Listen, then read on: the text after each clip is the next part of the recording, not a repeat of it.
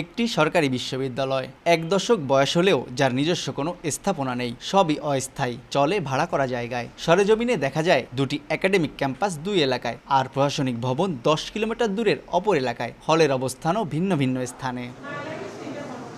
এছাড়া নেই প্রয়োজনীয় শ্রেণীকক্ষ, ল্যাব, লাইব্রেরি, খেলার মাঠ, কোনো কিছুই। এমনই হযবরল অবস্থা খুলনা কৃষি বিশ্ববিদ্যালয়ের। শিক্ষার্থীরা বলছেন নানামুখী সংকটে প্রতিনিয়ত পিছিয়ে পড়ছেন তারা, ফলে আর্থিক ক্ষতির পাশাপাশি ভুগছেন মানসিক যন্ত্রণায়ও। শিক্ষার পরিবেশ নিশ্চিতে সংশ্লিষ্টদের প্রতি অতি দ্রুত পদক্ষেপ নেওয়ার দাবি তাদের। বিশ্ববিদ্যালয়ে 5টি ফ্যাকাল্টি যে আছে, সবগুলো ফ্যাকাল্টি কিন্তু হচ্ছে প্র্যাকটিক্যাল বেসড। তো এই প্র্যাকটিক্যাল ক্লাসগুলো যদি আমরা না করতে পারি, তাহলে আমাদের যখন জব সেক্টরে জব করার ক্ষেত্রে কিন্তু আমরা প্র্যাকটিক্যালি কাজগুলো করতে পারবো না। কলেজে প্রায় 30 থেকে 40 মিনিট মতো সময় লাগে, এবং এখানে একটা অর্থের ব্যাপারও আছে, প্রায় ভালোই একটা অর্থ খরচ হয়। আমাদের ল্যাব ফ্যাসিলিটিস নেই, আমাদের হয়তো বা কিছু মেশিন আছে, বা আমরা সেটা যে প্লেস করে কাজগুলো করব এটা করারও আমরা সুযোগ পাচ্ছি না। ক্যাম্পাস থেকে প্রশাসনিক ভবনের দূরত্ব খুবই বেশি, যেটা আমাদের যাতায়াতেরও ভোগান্তি সৃষ্টি করছে। অপরদিকে কলেজের সঙ্গে তুলনা করে শিক্ষকরা বলছেন, উপায় না থাকায় গবেষণা বা প্র্যাকটিক্যাল জ্ঞান ছাড়াই একাডেমিক জীবন শেষ করতে হচ্ছে শিক্ষার্থীদের। ফলে হতাশাগ্রস্ত অবস্থায় রয়েছেন উভয়ই। আমাদের স্টুডেন্ট মোটামুটি 600+ আছে এখানে।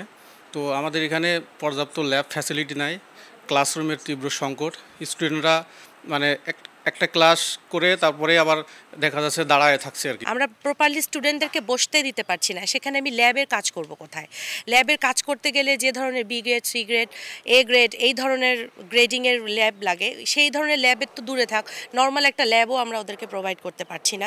আর সংকট নিরসনে সংশ্লিষ্টদের পরিকল্পনা ও উদ্যোগের কথা জানায় বিশ্ববিদ্যালয় প্রশাসন। খুলনা কৃষি বিশ্ববিদ্যালয় থেকে আমরা সংশ্লিষ্ট বিভিন্ন বিশেষজ্ঞ তাদের মতামত নিয়ে, তাদের সাহায্য নিয়ে আমরা অনেকটা এটা মানে চূড়ান্ত পর্যায়ে নিয়ে এসেছি। এটা আশা করি খুব দ্রুত আমরা এটা জমা দেব, ইউজিসির মাধ্যমে মন্ত্রণালয়ে জমা দেওয়ার পরে আগামী বছর আমরা আশা করছি যে আমাদের এই ডিপিপিটা একটা আলোর মুখ দেখবে।